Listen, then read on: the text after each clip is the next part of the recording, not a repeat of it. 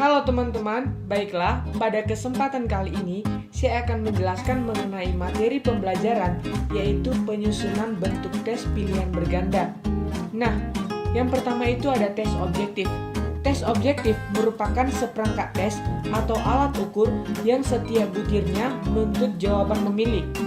Tes objektif ini dikenal dengan istilah jawaban pendek, tes ya tidak, dan tes model baru.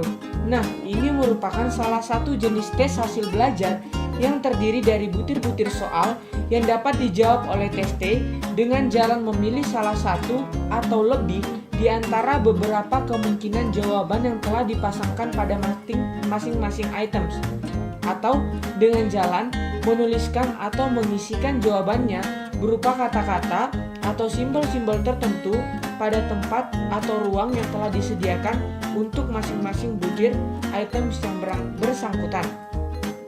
Nah, apa yang dimaksud dengan pengertian tes pilihan berganda? Nah, tes pilihan berganda merupakan seperangkat tes yang setiap butirnya itu menyediakan pilihan jawaban dan salah satu opsi dianggap benar, sedangkan opsi lain dianggap sebagai pengecoh atau distraktor. Selanjutnya ada kemampuan yang diukur oleh soal pilihan berganda. Nah, adapun kemampuan-kemampuan yang diukur dari soal pilihan berganda, yaitu yang pertama ada pengetahuan atau knowledge. Nah, tes yang mengungkapkan pengetahuan ini merupakan pertanyaan yang mengungkapkan penalaran dalam kategori terendah. Nah, tes ini hanya mengungkapkan tentang fakta, definisi, pengertian, dan sejenisnya, sehingga menuntut siswa untuk mengingat kembali apa yang telah dipelajarinya. Nah, yang kedua ada pengertian atau pemahaman. Tes ini menuntut siswa untuk memahami atau mengerti apa yang telah dipelajarinya. Hal ini menjadikan ia tidak hanya sekedar mengingat atau menghafal informasi yang telah diperoleh, namun dapat memilih dan mengorganisasikan informasi tersebut. Yang ketiga ada aplikasi dan analisis. Nah, jika dalam tes yang mengungkapkan pengetahuan, siswa diminta untuk mengingat, mendefinisikan, dan selanjutnya dapat menjelaskan, maka pada penerapannya, siswa dapat menggunakan konsep, prinsip, aturan, atau proses yang telah dipelajarinya sebelum itu. Siswa diharapkan dapat menentukan jawaban yang benar terhadap pertanyaan atau soal tes yang diajukan. Nah, adapun bentuk-bentuk tes objektif, yaitu bentuk pilihan berganda. Yang pertama ada tes objektif bentuk pilihan ganda biasa. Nah, ini biasanya terdiri dari kalimat pokok yang berupa pernyataan yang belum lengkap dan diikuti oleh 5 kemungkinan jawaban atau alternatif yang dapat melengkapi pernyataan tersebut. Nah, di sini tugas penjawab adalah memilih salah satu di antara jawaban tersebut yang menurut keyakinan penjawab tersebut adalah yang paling tepat. Nah, yang kedua ada tes objektif bentuk pilihan ganda asosiasi. Nah, tes bentuk pilihan ganda yang terdiri dari 5 atau 4 judul, istilah, pengertian yang diberi tanda huruf abjad di depannya dan diikuti oleh beberapa pernyataan yang diberi nomor urut di depannya. Nah, untuk tiap pernyataan ini, penjawab diminta untuk memilih salah satu judul yang berhuruf abjad yang menurut mereka adalah yang paling cocok atau yang paling benar. Nah, yang ketiga ada tes objektif bentuk pilihan ganda melengkapi berganda.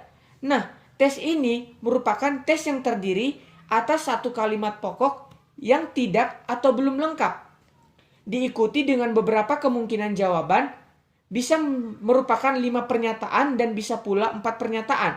Nah, dan kemungkinan jawaban yang betul bisa 1, 2, 3, atau bahkan 4. Nah, yang keempat ada tes objektif bentuk pilihan ganda, analisis hubungan antar hal.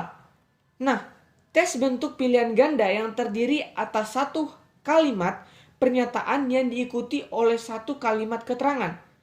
Dan kepada penjawab dinyatakan apakah pernyataan itu betul Atau apakah keterangan itu juga betul? Nah, jika pernyataan dan keterangan itu betul, maka penjawab harus memikirkan apakah pernyataan itu disebabkan oleh keterangan tersebut. Selanjutnya, yaitu tes objektif bentuk pilihan ganda analisis kasus. Nah, tes ini merupakan tes bentuk pilihan ganda di mana item soal berupa suatu kasus dan kepada penjawab ditanyakan mengenai berbagai hal dan kunci jawaban yang tergantung pada tahu tidaknya penjawab dalam memahami kasus tersebut. Nah, yang terakhir ada tes objektif bentuk pilihan ganda, pemakaian gambar, diagram, grafik, dan peta. Nah, pada tes ini, bentuk pilihan ganda yang dimana terdapat gambar, grafik, peta, ataupun diagram yang diberi tanda huruf atau abjad A, B, C, D, dan sebagainya. Nah, di sini penjawab dinyatakan atau diminta untuk menentukan sifat, keadaan, atau hal-hal tertentu yang berhubungan dengan tanda-tanda tersebut. Nah, selanjutnya ada kaidah penyusunan soal bentuk pilihan berganda. Yang pertama ada materi. Nah, dalam menulis soal pilihan ganda harus memperhatikan kaidah-kaidah, yaitu pada bagian materi, soal harus sesuai dengan indikator soal dalam kisi-kisi. Yang kedua, pilihan jawaban harus homogen dan logis ditinjau dari segi materi. Yang ketiga ada, setiap soal harus mempunyai satu jawaban yang benar atau yang paling benar. Nah, yang kedua ada konstruksi. Pada konstruksi diminta yaitu yang pertama, pokok soal harus dirumuskan secara jelas dan tegas. Yang kedua, rumusan pokok soal dan pilihan jawaban harus merupakan pernyataan yang diperlukan saja. Yang ketiga, pokok soal jangan memberi petunjuk ke arah jawaban yang benar. Yang keempat, pokok soal jangan mengandung pernyataan yang bersifat negatif ganda. Yang kelima, panjang rumusan pilihan jawaban harus relatif sama. Yang keenam, pilihan jawaban jangan mengandung pernyataan. Yang ketujuh, pilihan jawaban yang berbentuk angka harus disusun berdasarkan urutan besar kecilnya nilai angka tersebut, dan pilihan jawaban berbentuk angka yang menunjukkan waktu harus disusun secara kronologis. Yang kedelapan, gambar, grafik, tabel, diagram, dan sejenisnya yang digunakan pada soal harus jelas dan berfungsi. Yang kesembilan, bentuk materi soal jangan tergantung pada jawaban soal sebelumnya. Nah, selanjutnya ada bahasa. Nah, bahasa tentunya sangat diperhatikan dalam penyusunan soal bentuk pilihan ganda. Di antaranya yaitu setiap soal harus menggunakan bahasa yang sesuai dengan kaidah bahasa Indonesia. Yang kedua, jangan menggunakan bahasa yang berlaku setempat jika soal akan digunakan untuk daerah lain atau nasional.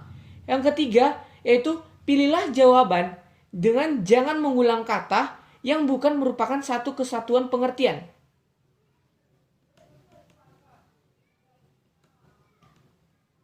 Nah, selanjutnya yaitu adapun kelebihan dan kelemahan dari bentuk soal pilihan ganda. Yang pertama yaitu kelebihan bentuk soal pilihan ganda. Yaitu satu, sifatnya lebih representatif dalam hal mencakup atau mewakili materi.